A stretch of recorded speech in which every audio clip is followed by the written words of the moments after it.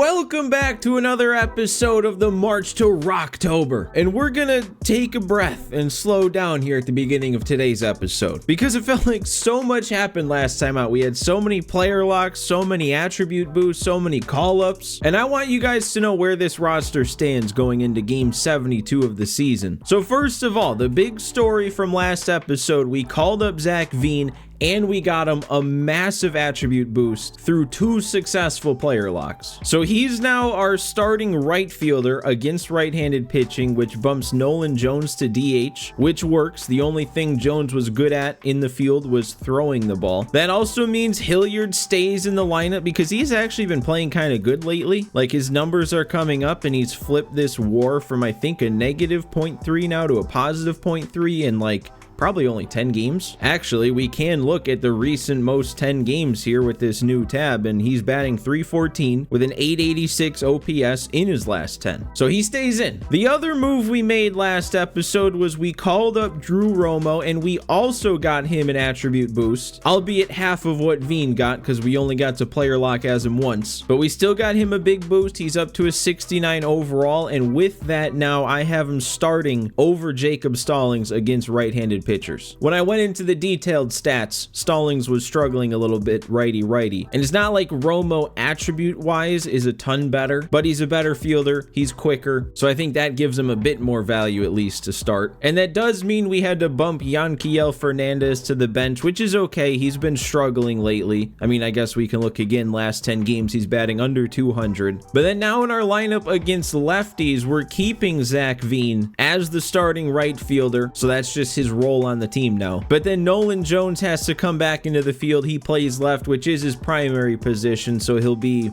slightly better. I mean, this still isn't going to be very good if the ball's hit to him. And somehow, even with all the different upgrades we've made between call-ups, fast tracks, the one trade, our rank hasn't gone up at all. There must have been a lot more room than I thought there was between 29 and 28. But the cool thing is our defense has become the #1 best defense in the entire MLB, and that helps out the pitching a lot, which obviously pitching is still our weak point on this team. We have done some work to the starting rotation, trading for Suarez, fast tracking Blaylock, but we haven't seen any upgrades to this bullpen. Technically, the only upgrades is just us moving those starters that got replaced in the rotation into the bullpen, and they are just higher overalls than the guys we had in the bullpen. So I'm hoping we do get some trades popping up pretty soon, because we're only a month and a half until the trade deadline, and I feel like the fact we've only had one opportunity so far, being as bad of a team as we are, it's a little unfortunate. But we are 37 and 34. We're staying above 500. I'm actually not sure if we have dropped under 500. I mean, we may have in between some simulations, but as far as when I've been on this screen, I feel like the worst I've seen is an exact 500 record. And like I said, the first half of the season or so is more about acquiring talent, making our team better for that second half push. So I feel like the fact we've been able to stay a little bit over 500 before we've gotten to that second half push part, I still say we're in a good spot. All right, but let's get going then. We've got a lead to protect against the Nationals. Hopefully this will be nice and quick, but they do have 2 runners on, which means the winning run is at the plate. Gomber looks to have had himself a good outing. He's been really good ever since that almost perfect game he threw. But all right, Gilbreth, let's roll a double play right away here. I guess Dylan Cruz might not be the best guy to get rolling into a double play. He's not all that slow. And now we won't have a chance at a double play. Great job. Sometimes Gilbreth just doesn't have it, and I'm already feeling like he doesn't have it. Okay, that was actually good though. Let me give it to him one more time. And we got him. Foul tip, Stallings held on. That's a huge strikeout since we allowed the runners to move up. Okay, ground ball. McMahon's got it. And there we go. We wrapped up the win. It's so stressful with a closing pitcher that's a 66 overall or whatever Gilbreth is. But we had to do it. Only one fireball of positive momentum. But that one's more about avoiding the potential negative momentum if we had blown a lead like that. And I don't quite remember where we left off momentum-wise last episode. A little bit above neutral. We should get a couple wins out of this, especially if we're in a series against the Nationals. They were not looking too good. Let's not split. We split. Why are we splitting a 4-game series with a team that's like 20 games worse than us? All right, and still no trade. We got to take on the D-backs in this one. We have the lead again. A little bit of a longer game. We got to start in the top of the 7th. Let's just go ahead and get right into it. We spent enough time on the menus to start this episode. Not a big fan of the way this one's getting started, though. They've got runners on the corners, only 1 out. We've got Victor Vodnik out there. We are stuck with Vodnik for this spot. I checked. Swing and a drive, deep right field. And this one looks like trouble. One runs in, runner around third on his way to the plate. The relay. Playing from behind. 1 pitch. All right, well, I'm bringing in a new arm after that. We can now. Going to my guy, Seth Halverson. Our only sub 60 overall left, but look at what he's doing. Oh, don't. Dude, he looked helpless on the first 2 fastballs I threw, and then he's just... That was supposed to get further inside, too. Why did it have to sneak over the plate? That was supposed to be in off the plate so that either he'd not swing, or he'd swing, miss, or break his bat. Those are the only 3 outcomes that should have happened on that pitch. Okay, missing my spot. Again, this isn't a great day for pitcher accuracy. Okay, roll over on the splitter. Clean play is made. Now we got some work to do. Because we got to remember, we came into this with the lead. Which means if we don't make the comeback now, we're going to end up with a decent amount of negative momentum for blowing a lead. Tully is up to 17 homers. He's got another one today. This dude's not going to be easy to face, though. Justin Martinez, even though his season wasn't looking good so far. Wait him out, though. Throwing strikes isn't his strong suit. There we go. I'm actually early on that. Early on the outlier sinker. That's a good sign. I don't like that I rolled over on it, but wasn't overwhelmed. Veen's got a homer too. That'd be his first career homer. We missed it. Maybe I should look at how this game's gone. Actually, look at what we've done. We scored 1 run in each inning for the last 5 innings. So we knew about Tully and Veen. Nolan Jones has 2 solo shots today, and then also 3 doubles on the board. We gotta not break this streak though. I gotta find a way to at least bring a run across this inning. Okay, I hate when the CPU starts doing this. They just start spamming pitches right here in the zone, which is tough with the PCI sensitivity to be precise. And it's always a pitch you should swing at because there's plenty in the zone. It's just you overcommit a little bit. I don't know, man. Is it time I abandon this whole extra PCI sensitivity thing? I feel like it is more frustrating than working sometimes. 31 speed's not going to be enough. Only 2 innings left now to try and make a comeback. Okay, that could have gone much worse. That actually didn't really miss its spot even with a yellow pitch. Okay, roll over. Should be an easy play. Wow, that to Naylor was dangerous to have stayed in the zone. He took it. Thank you. Okay, we got to face another new arm, and if I'm not mistaken, he's got a bit of a funky delivery.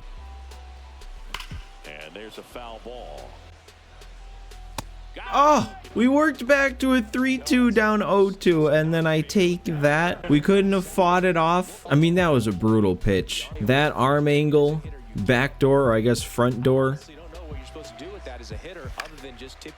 Man, and I was all over that too.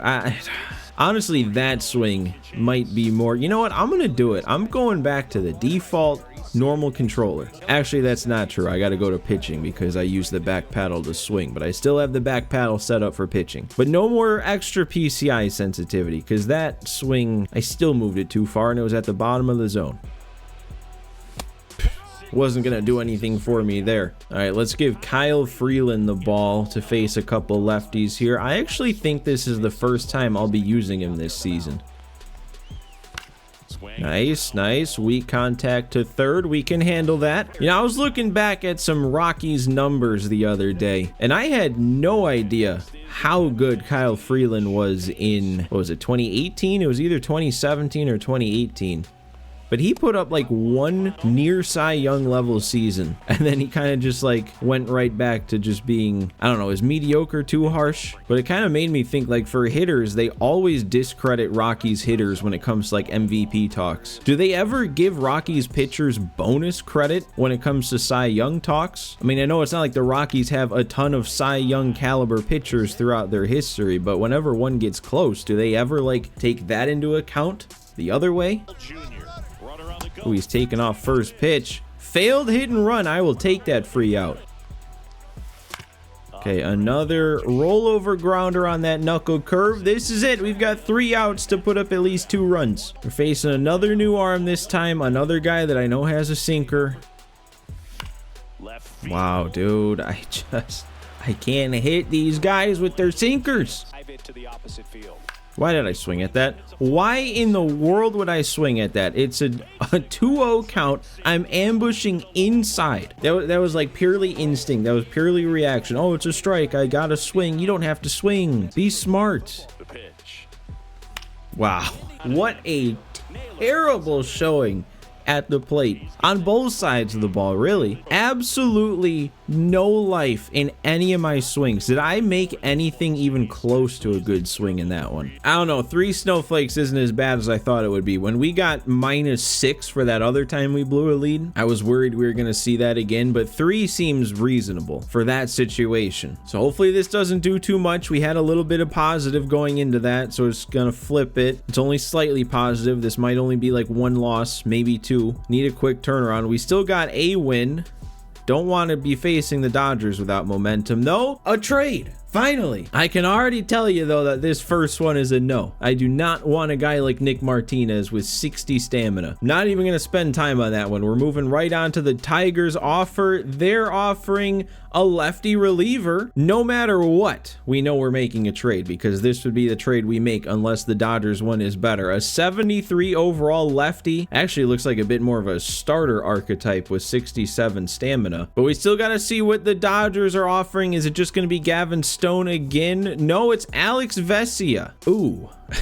Which one's better then? Neither one of these were really giving up anything. Hunter Goodman doesn't really matter anymore since we called up Drew Romo, or is that might not be true, because Jacob Stallings is regressing. I'm also kind of hoping to trade him. If we do trade him, we might still need Hunter Goodman around. And actually, if he does come back, he would be a really solid, I feel like, platoon to start against lefties with Drew Romo. But Vesia, he is more of that back end reliever type. He's not doing great this year, so maybe that is something to take into account as well. He's also a B potential, and he's improving, so he'll continue to improve. Herder from the Tigers, he's a C, but he's going down, so that makes me think his C is only maybe like a 73, 72, so he's not going to get any better. But he's having, look at the season he's having though. 37 2/3 with a 2.63 ERA. That's much better than Vesia is doing. Vesia has an ERA that's like 2 runs higher. Yeah, and I don't know, man. Also taking into consideration what I said about Goodman, potentially wanting to keep him around on the roster in case we need him back, with Stallings getting worse or traded ideally, I think Herder might be the move.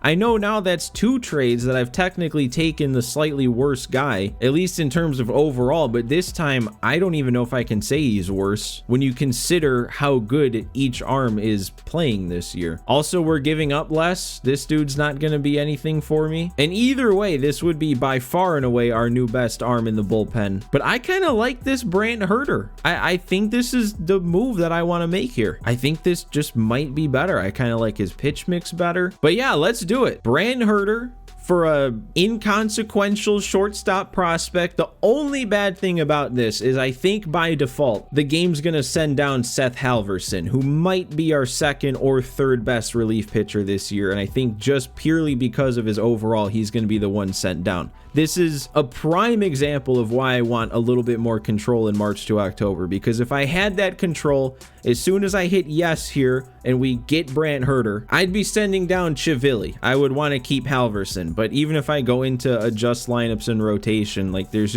there's nothing I can do because they're all here right now. It's not like I can designate that Chivilli's the one sent down. Or actually, I forgot. I looked into it. It's not Chivilli. It's Chivilli, which makes sense. Double L. I took Spanish. Should have known that. But yeah, man. 8.04 ERA. For some reason, he's getting used as much as he is. I want to keep Halverson around. He's been so solid, but I know that's not going to happen. But let's move on. Let's see. You never know. Maybe the CPU surprises me. Pretty long losing streak there. Now we got to play the Brewers to try and end it. And there's the sub 500 right at the halfway point too, or just past it. So let's see, just to make sure. Yeah, Halverson's gone. Man, that sucks. At least we got a major overall upgrade. I'm not going to put him as the closer because I feel like him with having a decent amount of stamina is somebody that I want available in as many situations as possible and not have the CPU just like wait to use him. But all right, let's get into another one here.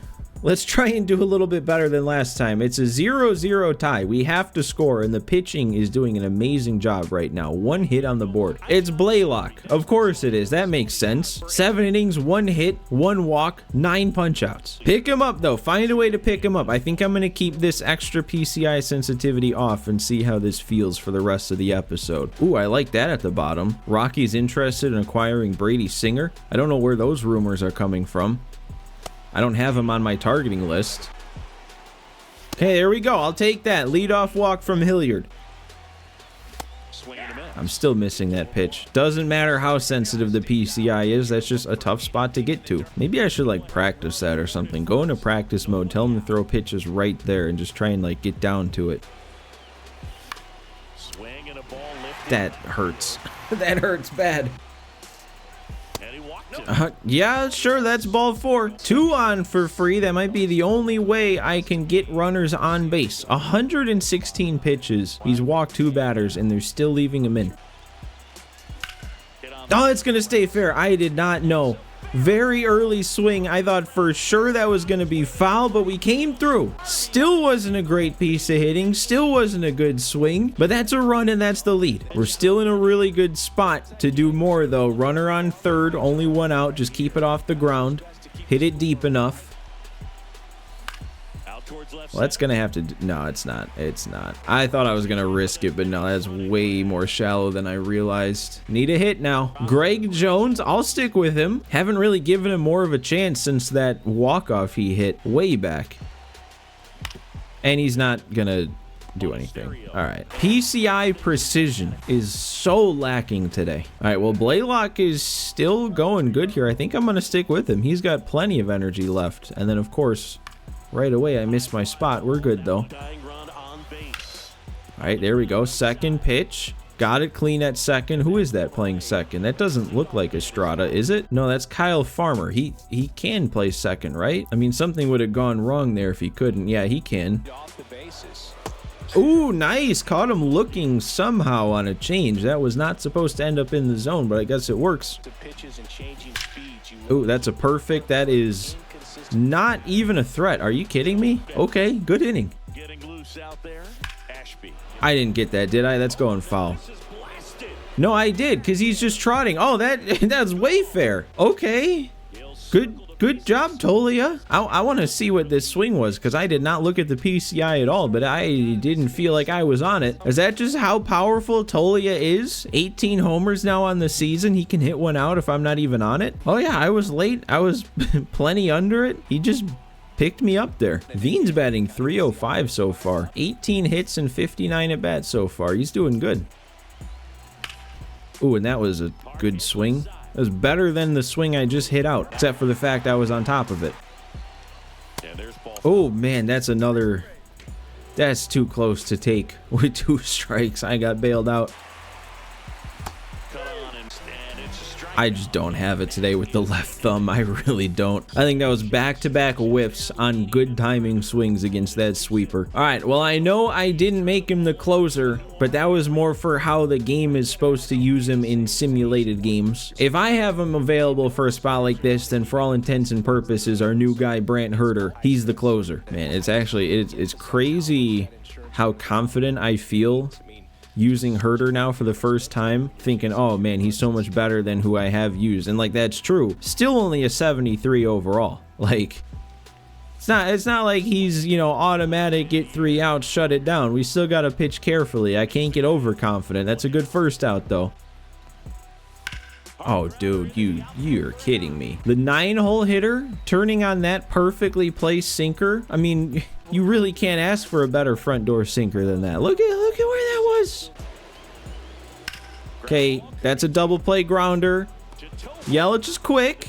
We still got him. All right, nice win. Definitely was still not the best I've played over the course of this March to October, but we needed that win. We get an extra fireball too for the shutout. I forgot about that. That's nice. That'll get us back to 1 game under 500. I want to see by the end of this sim us being above 500 again. I don't want to finish this episode off in a worse spot than we started it. I don't like that we lost that last game to the Brewers. All right, I mean, hey, another chance at a fast track. There's no reason to turn this one down. This was one of the first moves we made of the season, was sending down Sean Bouchard, and that's where we brought up Yanquiel Fernandez, but I'm glad that he's getting fast tracked on his way back up, because this means we can take control of him in the minors. We don't have to automatically call him up. So if we don't succeed, it's not like we're worse off, but if we do succeed, we saw what happened with Zach Veen. I don't see why Bouchard can't have the same thing, starting at like the same overall. So we're going to accept this. We're gonna head back down to the farm to fast track another bat, but that will be taking place next episode. I am not putting a game like this on the line with how bad I've been hitting today. We do still finish a game under 500, so